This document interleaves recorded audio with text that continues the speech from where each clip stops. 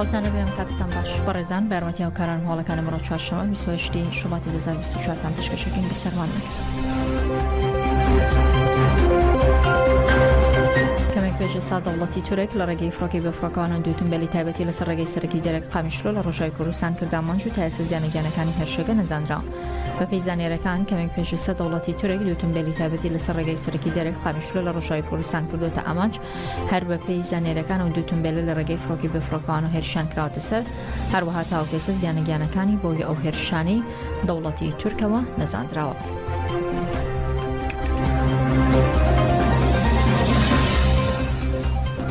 پارێزەرانی نووسینگە یاسایی سەدە ڕازێ ئوستورک ڕێزان ساریجا فاق ئوزگور ئەرۆڵ و مەزلوم دینچ بۆی بتوانن لە نزیکەوە عەبدوڵڵا ئۆجەلان عومەر خەیری کۆنار حەمڵی هەڵدرمەوەی سیاکتاش ببینن دوێنێ سەردانی داواکاری گشتی کۆماریان لا بۆرسا و بەڕێبەراتی زیندانی ئێمرالی کردووە.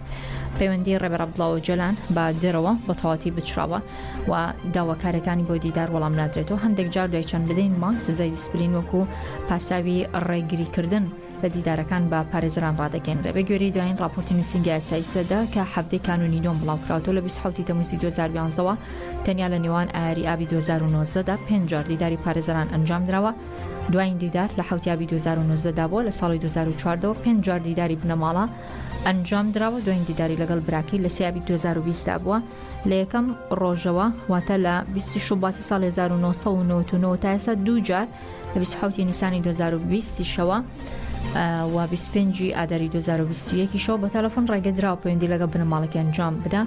دوایین پەیوەندی تەلەفۆنی لە 25 ئاداری 2021 پاشماوەکی کەم پچڕێنراوە لەو کاتەوە تاوەکو ئێستا هیچ زانیاریەک بەردەست نییە.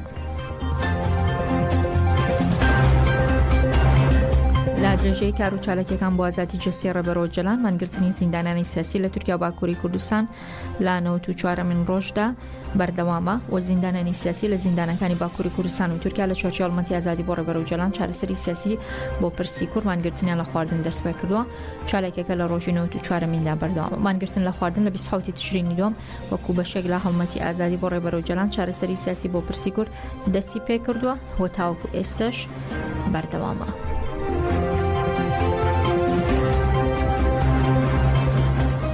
ڕێبەر عەبدوڵڵا ئۆجەلان 25 ساڵ زیاتر لە زینداندا، بەڵام هزر و فکری بە جیهاندا بڵاو بۆت و زیندانیان یاخود زیندانی کردوتە فێرگەیەک بۆ ئازادی کوردایەتی. هاوەر شافعی مامۆسایانیش دەڵێ هزری ڕێبەر ئاپۆ چارەسەری ئەمە و کێشانە دەکا کە داگیرکەران بۆ گەلی کورد و تەواوی گەلانی تر دروستیان کردووە.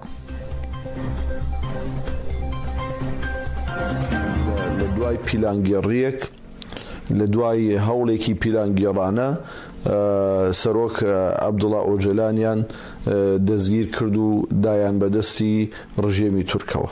ئەو پیاوە سەرڕای ئەوەی کە قیادەیەکە و سەرکردایەتیەکی سیاسیە لە هەمان کاتا بیرمەندە و ئەشتوانم وەکو فەیلسوفێک ناوی ببەم و هەمیشە ئەو بیرمەند و فەیلسوفانە هەمیشە گەڕاون بۆ چارەسەری ئەو کێشانەی کە ڕووە کاتە کۆمەڵگای کوردەواریش لە دێر زەمانەوە هەمیشە لەلایەن داگیرکەرانەوە پڕ کراوە لە کێشە و لە مەینەتی و لە قەتڵ و عام و لە کوشتار و لە زیندە بەچاڵکردن و لە سڕینەوەی زمان و کەلتور و ناو. بۆیە عەبدوڵڵا ئۆجەلانیش بۆ چارەسەرکردنی هەموو ئەو کێشانی کە ڕوبەڕووی ئەم میلەتە ئەبێتەوە بۆ هەموو کێشەیەک ئەگەر ئینسان بڕوانێتە کتێبەکانی بۆ چوونەکانی بیرکردنەوەکانی. کوردستان بەردەوامە هەوڵاتیانی مەدەنیش مڵک و ماڵیان دەکەنە ئامانج یاخود هەوڵاتیانی مڵک و ماڵی هاوڵاتیانیش دەکرێتە ئامانج. دکتۆر شێرکۆ حەمە ئەمین چالاکوانی سیاسی و مامۆسایی زانکۆ ئاماژە بۆش دەدا دەوڵەتی تورک دەوێت هەرێم و بەغدا پەرکەشی شەڕی دژی پەکەکە بکە. ئەو دەڵێ ناکرێت بە هیچ جۆرێک هیچ هێزێکی کوردی بچێتە ناو باسنەی پلانگەڕی دژی پارچێکی دیکەی کوردستان. بەهێزەوە من تەنها لە میدیاوە بینیومە، یعنی بەس بەڵام هیچ هێزێک لە هەرێمی کوردستانە سەرکەوتوو نابێ ئەگەر بێ بچێتە ناو بازنەی خیانەتەوە دژی پارچێکی تری کوردستان.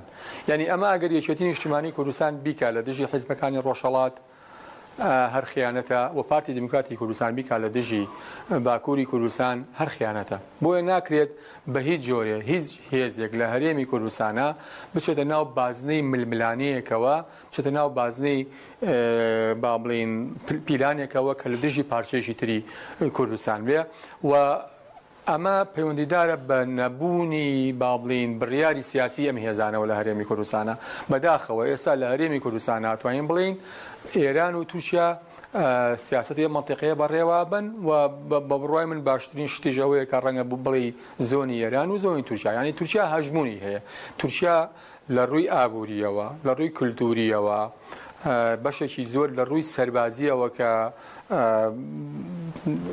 چەندین بنکە و بارگای ئاشکراونی هەنی هەیە بە پێی ئامارێکی ڕێکخراوی CPT بە ئێران و بە تورکیا 215 بارگای ئاشکراونی هێنیان هەیە لە هەرێمی کوردستانە بۆیە مەنتیقەیە توانین بڵین بە جۆرێک لە جۆرەکان داگیرکراوە و هیچ شتێکی بەدەست خۆی نییە ئەم دوو حیزبە خۆیان تەسلیمەوە. دەوڵەتی تورک بە هەموو جۆرە چەکێکی قەدەغەکراو بردومانی خاکی باشوور و ڕۆژاوی کوردستان دەکا و ژینگە و سروشتی کوردستانی شەواندۆ شکۆفە محەممەد چالاکوانی بواری ژینگە لەسەر و بردومانانە دەڵێ بواری ژینگەش جۆرێکی دیکەیەکی هەیە کەویش پێی دەوترێت بە جینۆسایدی ژینگە کە ئەو ناوی دەبە و داوا دەکا بە ئێستا ڕێگری لە دەوڵەتی تورک بکرێت. وەکو هەمومان ئەزانین جینۆساید جۆری زۆرە و یەک لەو جۆرە جینۆسایدانەی کە ئەمڕۆ بەرنامەی نوێیە لە گۆڕاپانی سیاسی و لە گۆڕاپانی تەنانەت ڕووناکبیریشدایە کە باس و باسێکی زۆری لێوە دەکرێت ئەوەش ئەوەی جینۆسایدی ژینگەی یان هەندێک پێیان وایە بە دەستەواژەیەکی تر ناوی ببین بڵێن ئیکۆسایدی ژینگەی ئیکۆسایدە. ئەم بابەتە بابەتێکی زۆر مەترسیدارە وەکو ئێمە هەمومان دەزانین گۆڕانێکی کەشوهەوا ڕوبەڕووی هەموو ناوچەکانی هەرێمی کوردستان و تەنانەت هەموو وڵاتانی جیهان بۆتەوە. لەم ئانوساتەی ئێستادایە کە ئێمە ئەو مەترسیانە چەند زۆرن لەسەر ئێمە دەبێت پرۆژەی زۆر باشمان هەبێ بۆ بەرگریکردن لەم گۆڕانی کەشوهەوایە لە هەمان کاتیشدایە حکومەتەکانی دراوسەی ئێمە وەکو حکومەتی تورک بە تایبەتی هەروەها دەوڵەتی ئێرانیش بە شێوازی درۆن بۆ بۆمبارانی هەموو سنوورەکانی ئێمە دەکەن و سنوور دەبەزێنن و چەندین کیلۆمەتر دێنە ناو گوندەکانی هەرێمی کوردستانەوە بە تایبەتی لە پارێزگاکانی دهۆک لەو شوێنانەدایە بردومانی گوندەکانەکەن و ئەو دارستانە چڕانەی هەرێمی کوردستانیان هەموو بردومان کردووە بۆ تەمایە و زەرروزیانێکی زۆر لەسەر ئابووری و کە داهاتی دیسان دووبارە کۆمەڵانی خەڵک و ئابووری کۆمەڵانی کوردستانی خەڵک دابین دەکا ئەمەش هەموو بەرخڕکردن کەوتووە. پێویستە لەسەر حکومەتی فیدرالی و حکومەتی هەرێمی کوردستان لەسەر ئەم بابەتە وەڵامدانەوەیان هەبێت و بە پێی یاسا و بە پێی دەستوریش چ دەستوری هەرێمی کوردستانە و چ دەستوری حکومەتی عێراقیە. کاریوان یاڕوەیس دەڵێ محەممەد شاه سوودانی سەرۆکوەزیرانی عێراق بڕیاری داوە پرۆسەی تەلبەندکردنی سنووری نێوان هەرێمی کوردستان و ئێران ڕابگرێ و تێدا پێداچوونەوە دەکرێت تاو گلەی و ناڕزایانەی چارەسەر دەکرێت کە لەبارەوە هەیە. کاروان یاڕوەیس ئەندامی پەرلەمانی عێراق لە فراکسیۆنێکێتی لەبارەی ڕاگررتنی تەلبەندکردنی سنووری نێوان ئێران و هەرێمی کوردستان و توێتی دوا بەدوای ناڕزایەتیەکان لەبارەی پرۆسەی تەلبەندکردنەکە محەممەد شاه سوودانی سەرۆکوەزیرانی عێراق بڕیاریدا پرۆسەی تەلبەندکردنی سنووری نێوان هەرێمی کوردستان و ئێران ڕابگرێ و باسی لەوشکرۆ پرۆسەی تەلبەندکردنەکە ڕادەگیرێت تاوەکو پێداچوونەوە دەکرێت ئەو گلەی و ناڕزایەتیانە چارەسەر دەکرێت کە لەبارەوە هەیە. ئەوە لە کاتێکدا کە لە ماوەی ڕابردوودا عێراق بڕیاری داوە بەشێک لە سنوورەکانی نێوان عێراق و ئێران تەلبەند بکرێت بەڵام بەشێک لە خاوەن زەویەکان و ئاژەڵداران لەو بڕیارە نیگەران بوون.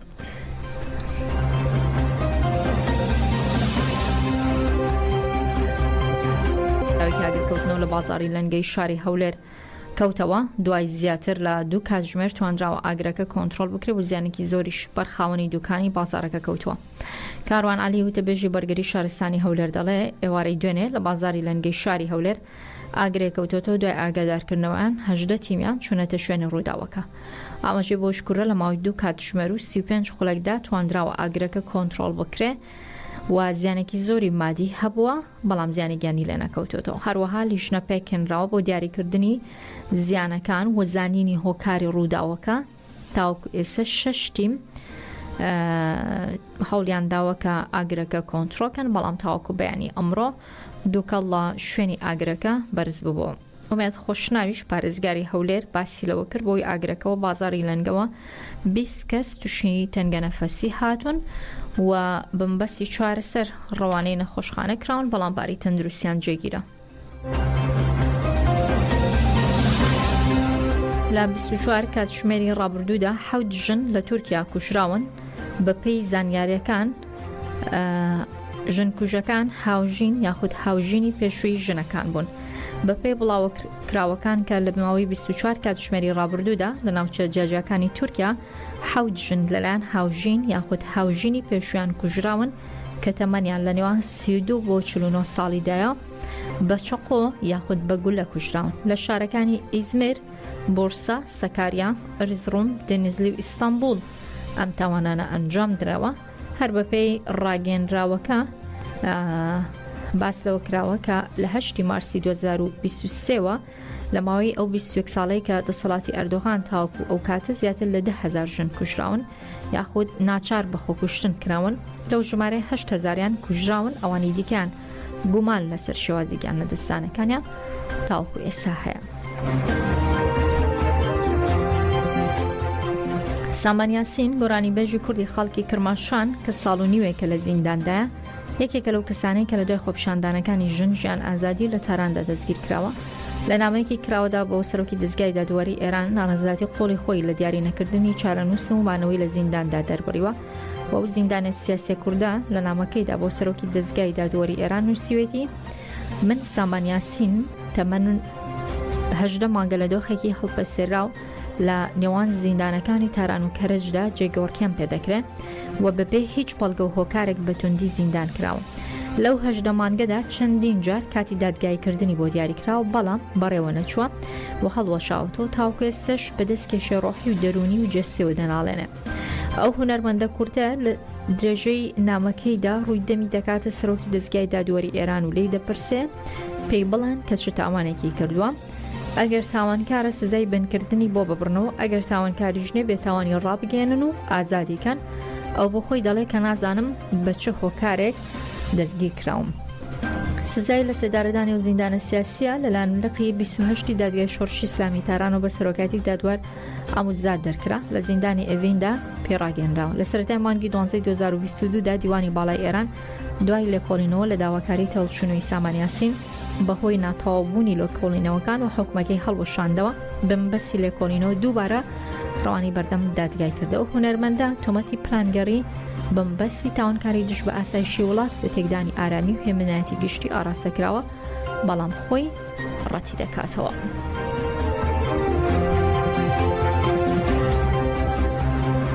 لە ئەنجامین دەستڕێژی گولەی هێزە چەکدارەکانی ڕژێمێران لە گوندی ساوانی شاری سەردەش لە پارێزگای ورمێ کاسبکارێکی کورد کوژراوە بە گوێرەی هەواڵێکی تۆڕی مافی مرۆڤی کوردستان. هێزەکانی پۆلیس ئێران لە بازگەی گوندی ساوانی سەردەش دەستڕێژی گولان لە ئۆتۆمبیلێکی کاسبکاری کورد بە ناوەکانی کاوان ئەمجدی کردووە. دەشڵێ لە ئەنجامی گولەیەک بەرسەری ئەو کاسبکارە کەوتە دەست بەجێ گیانی لەدەستا ئۆتۆمبیلەکەشی وەرگەڕاوە. وەک ئەو ناوەندە بڵاوی کردێتەوە هەرش بۆ سەر ئۆتۆمبیلە لە کاتێکدا بوو کەی جۆرە بارێکی تێدا نەبووە. کاروان ئەمجدی نییە باوکی سێ منداڵە خەڵکی گوندی گوڕەشێر و دانیشتوی شارچکەی میراوای سەردەش بووە. دوا بە دوای بڵاوبوونەوەی هەواڵی کوژرانی و کاسبکارە کۆبوونەوەی کەس و کارەکەی ژمارەی زۆر لە هێزە ئەمنیەکان ڕەوانی شوێنی ڕووداوەکە کراون بۆ ڕێگری لە هەر جۆرە ناڕەزایەتی دەربڕینێک. لە سەرەتای ئەم ساڵ و لانی کەم 10 کۆڵبەر و کاسبکاری کورد ڕۆژهەڵاتی کوردستان کوژراون نزیکی 90 کۆڵبەر و کاسبکاریش بریندار بوون کە زۆرینان بە تەقەی ڕاستەوخۆی هێزەکانی ڕژێمی ئێران کراونەتە ئامانج ساڵی ڕابردوو شلانی کەم 30 کۆڵبەر و کاسبکاری کورد کوژراون نزیکەی 270 کۆڵبەر و کاسبکاریش بریندار بوون ئەوەش بەرزترین ژمارەی قوربانی بوونی کۆڵبەرانە لە ماوەی 10 ساڵی ڕابردوودا. وەزارەتی خەزانەی ئەمریکا بڵاوی کردوتە وڵاتەکان سزا دەسەپێنە بەسەر فەرماندەکان ئێران و حوسیەکان و کەشتەکاندا کە بای زیاتر لە 100 ملیۆن دۆلار شتومەکی ئێرانی گواستۆ بۆچین و دەڵێ ئەو فەرماندەی ئێران کە سزای بەسەردا سەپێنراوە محەممەد ڕەزا فەلاحزادێ کە جێگیری فەرماندەی هێزەکانی قورسی سوپای پاسدارانی ئێرانە. وەزارەتی خەزانەی ئەمریکاش لەبارەی سەپاندنی سزای نوێ بەسەر ئێراندا دەڵێ وڵاتەکەی سزا دەسەپێنە بەسەر فەرماندەکانی ئێران و حوسیەکان و کە شتێکەدا کە بەهای زیاتر لە 100 ملیۆن دۆلار شتومەکی ئێرانی گواستۆ بۆچین. ئاماژەی بۆ شکرۆ فەرماندە ئێرانیە کە سزای بەسەردا سەپێنراوە محەممەد ڕەزا فەلاحزادێ کە جێگیری فەرماندەی هێزەکانی قورسی سوپای پاسدارانی ئێرانە دەڵێ ئێران لە ڕووی هەواڵگری و چەکەوە پشتیوانی لە حوسیەکان کردووە هەروە پشتیوانی لە هێرشەکانی حوسیەکان کردو بۆ سەر کەشتیە نێودوڵەتە بازرگانەکان لە دەریای سووردا.